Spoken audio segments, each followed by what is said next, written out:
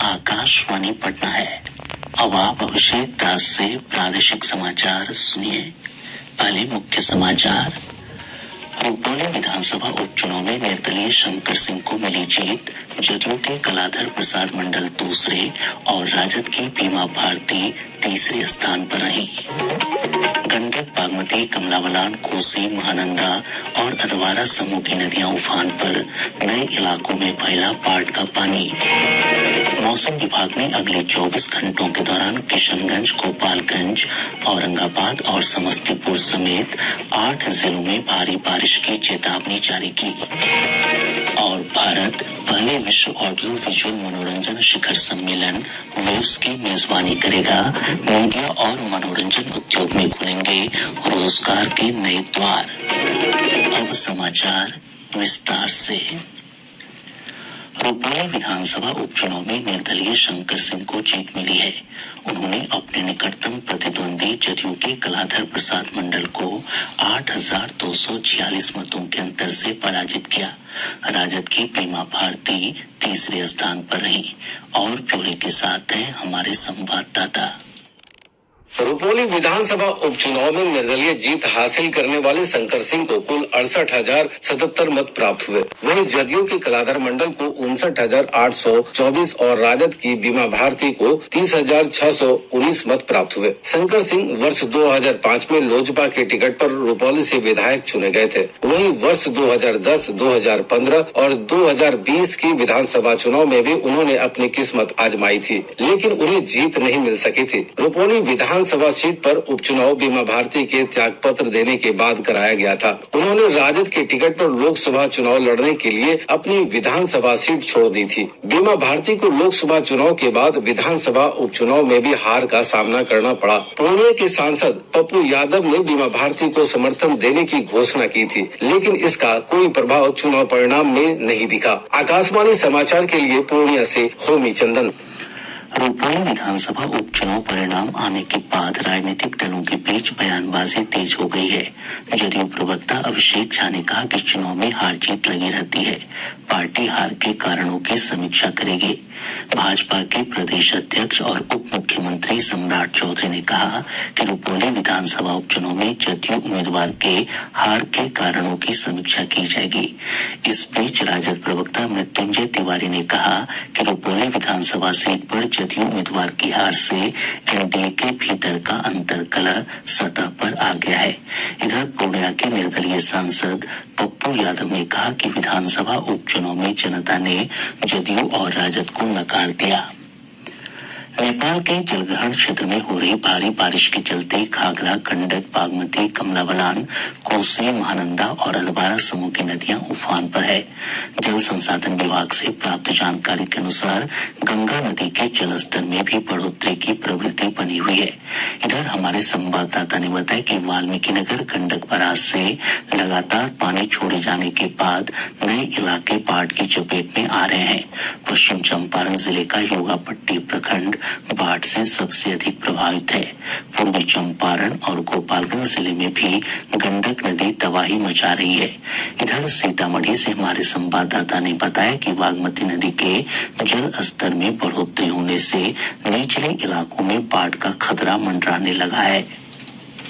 सीतामढ़ी जिले में बागमती के साथ साथ रातो, झील, लखनदई, जंगा, आक्सी, दरी और बांके नदी उफान पर है। रातो नदी का पानी सुरसन प्रखंड क्षेत्र के श्रीखंडी, बिट्ठा सहित दिवारी, मतौना और सिनियाही गांव में प्रवेश कर चुका है। बांके नदी बिरता गांव में लगातार कटाव कर रही है। इधर जिले के बिट्ठा मोड़ चरौत NH 527C पर 2 से 3 फीट पानी का बहाव हो रहा है। इससे आवागमन प्रभावित हुआ है। सोनबरसा में भारत नेपाल सीमा सड़क पर भी 3 फुट तक पानी का बहाव हो रहा है। आकाशवाणी समाचार के लिए सीतामढ़ी से राजेश कुमार।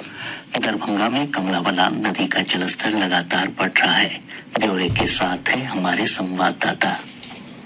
दरभंगा में कमला बलान नदी का जलस्तर बढ़ने से कुशेश्वर स्थान पूर्वी प्रखंड के इटहर पंचायत के सभी 7 गांव बाढ़ की चपेट में आ गए हैं। बाढ़ से लगभग 10,000 की आबादी प्रभावित हुई है। सरकारी विद्यालयों में पानी घुसने से पठन पाठन प्रभावित हुआ है। वहीं खेतों में लगी फसल की भी बड़ी पैमाने पर क्षति हुई है। अंचलाधिकारी गोपाल पासवान ने बताया कि बाढ़ प्रभावित क्षेत्रों में लोगों के आवागमन के लिए 25 नाव उपलब्ध कराई गई है। बाढ़ पीड़ितों के बीच राहत सामग्री का वितरण भी किया जा रहा है। आकाशवाणी समाचार के लिए दरभंगा से मैं मणिकांत झा। मधुबनी जिले में कोसी, कमला बलान और भूथी बलान नदी की बाढ़ से लगभग 1 लाख की आबादी प्रभावित है। शिवहर जिले में बागमती और लाल बकैया नदी में उफान के कारण कई निचले इलाके बाढ़ की चपेट में आ गए हैं। सहरसा जिले में कोसी नदी के जलस्तर में बढ़ोतरी से जगह जगह कटाव हो रहा है। कई सड़कें क्षतिग्रस्त हो गई हैं। एक रिपोर्ट। कोसी नदी में आई बाढ़ के कारण महिसी अंचल क्षेत्र के तटबंध के अंदर स्थित एना पंचायत की एना मंगरौनी RWD सड़क 15 फीट में क्षतिग्रस्त हो गई है। इससे आसपास के गांव का सड़क संपर्क भंग हो गया है।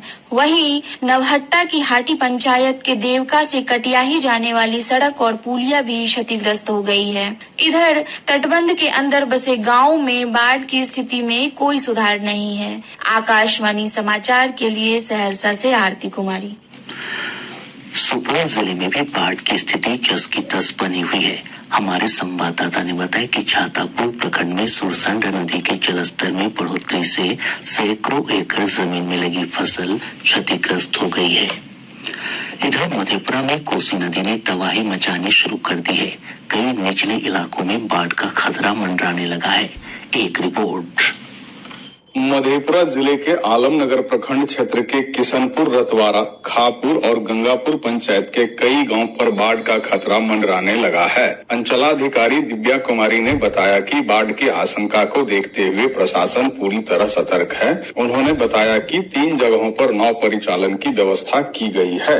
इधर चौसा प्रखंड के 5 पंचायतों में कोसी नदी का पानी फैल गया है। इससे लगभग 25,000 की आबादी प्रभावित हुई है। सड़कों पर पानी के आ जाने से आवागमन भी बाधित हुआ है। आकाशवाणी समाचार के लिए मधेपुरा से मनीष कुमार वत्स। भागलपुर जिले में भी कोसी और गंगा नदी के जलस्तर में हो रही बढ़ोतरी से निचले इलाकों पर बाढ़ का खतरा बढ़ गया है। मानसून की सक्रियता के चलते प्रदेश में लगातार बारिश हो रही है। मौसम विभाग से प्राप्त जानकारी के अनुसार पिछले 24 घंटों के दौरान पश्चिम चंपारण जिले के सिकटा में सबसे अधिक 140.6 मिलीमीटर बारिश रिकॉर्ड की गई। मौसम विज्ञान केंद्र पटना के वैज्ञानिक ने बताया कि अगले 24 घंटों के दौरान किशनगंज, अररिया, पश्चिम चंपारण, गोपालगंज, सिवान, रोहतास, औरंगाबाद और समस्तीपुर जिले में कुछ स्थानों पर भारी बारिश की आशंका है। वहीं राज्य के शेष हिस्सों में हल्की से मध्यम स्तर की बारिश हो सकती है। अगले 24 घंटों के दौरान प्रदेश के किशनगंज, अररिया, पश्चिम चंपारण, गोपालगंज, सिवान, रोहतास, औरंगाबाद एवं समस्तीपुर में तथा अगले 48 घंटों में किशनगंज, पश्चिम चंपारण, अररिया एवं सुपौल के 1 या 2 स्थानों पर भारी वर्षा का पूर्वानुमान है। मेघ गर्जन के साथ वज्रपात प्रदेश के दक्षिण भाग एवं उत्तर पश्चिम भाग के 1 या 2 स्थानों पर होने का पूर्वानुमान है। रोहतास के कैमूर की पहाड़ी पर मां तुतला भवानी धाम स्थित जलप्रपात में कल अचानक आई बाढ़ में फंसे सभी 6 सैलानियों को सुरक्षित निकाल लिया गया है। वन विभाग की टीम ने कड़ी मशक्कत के बाद सभी सैलानियों को सुरक्षित निकाला। शेष समाचार एक अंतराल के बाद। घर में लोग बढ़ते हैं तो घर बदलता है, उसका दायरा बढ़ता है। रोजी रोटी के चक्कर में जगह बदलती है। जिंदगी है, यहाँ समय के हिसाब से सब कुछ बदलता है। इसलिए बदलते हुए भारत ने बदला है अपना कानून।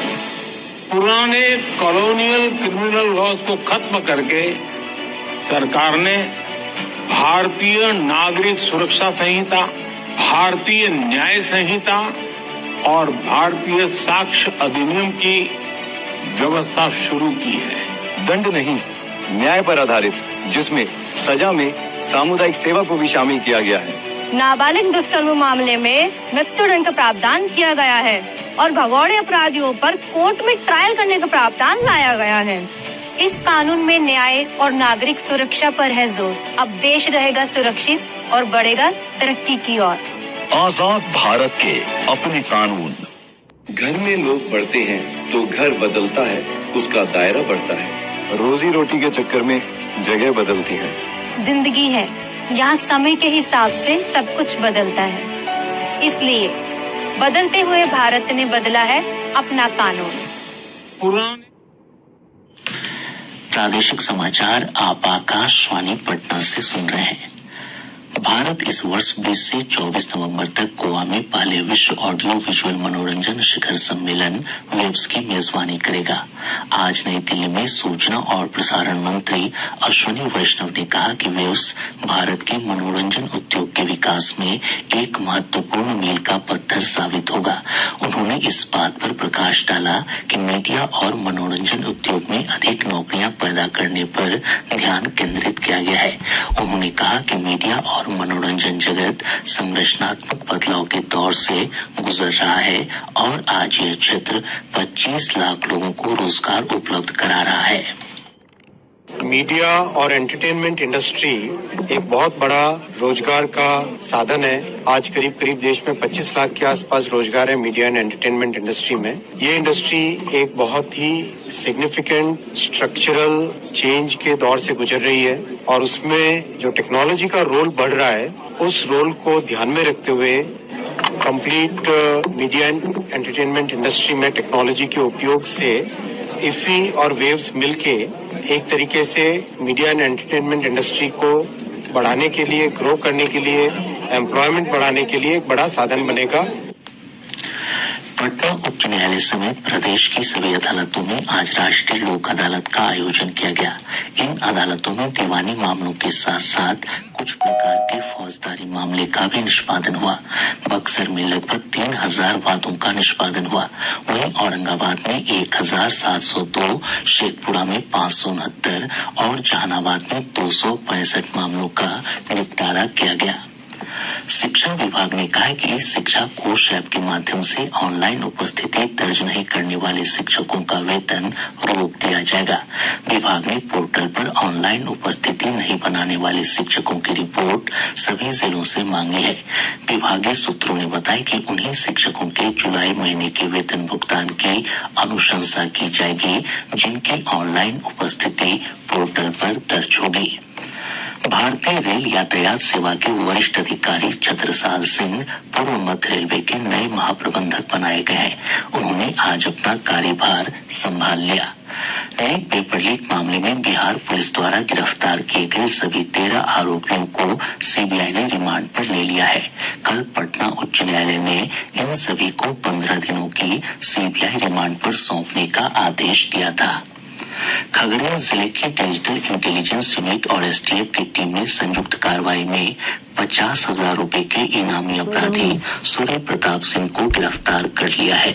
सारण जिले के कोपा थाना क्षेत्र अंतर्गत मोचन मंदिर के पास एक तेज रफ्तार ट्रक ने 4 महिलाओं को कुचल डाला। हादसे में एक महिला की मौके पर ही मौत हो गई जबकि 3 अन्य महिलाएं गंभीर रूप से घायल हो गई। मुंगेर में अपराधियों ने 2 लोगों की गोली मारकर हत्या कर दी। पुलिस ने बताया कि एक मृतक का आपराधिक इतिहास था। मामले की जांच जारी है। इधर पटना के दानापुर में अपराधियों ने एक बैंक्वेट हॉल में शादी समारोह के दौरान गोली मारकर 2 लोगों की हत्या कर दी। मृतकों की पहचान दूल्हा के भाई और भानुई के रूप में हुई है। अररिया जिले के मटियारी से एसएसबी और पुलिस की टीम ने 70 किलो गांजा के साथ एक तस्कर को गिरफ्तार किया है। और अब अंत में मुख्य समाचार एक बार फिर। रुपौली विधानसभा उपचुनाव में निर्दलीय शंकर सिंह को मिली जीत। जदयू के कलाधर प्रसाद मंडल दूसरे और राजद की बीमा भारती तीसरे स्थान पर रही। गंडक, बागमती, कमला बलान, कोसी, महानंदा और अधवारा समूह की नदियां उफान पर, नए इलाकों में फैला बाढ़ का पानी। मौसम विभाग ने अगले 24 घंटों के दौरान किशनगंज, गोपालगंज, औरंगाबाद और समस्तीपुर समेत 8 जिलों में भारी बारिश की चेतावनी जारी की। और भारत पहले विश्व ऑडियो विजुअल मनोरंजन शिखर सम्मेलन वेव्स की मेजबानी करेगा। मीडिया और मनोरंजन उद्योग में खुलेंगे रोजगार के नए द्वार।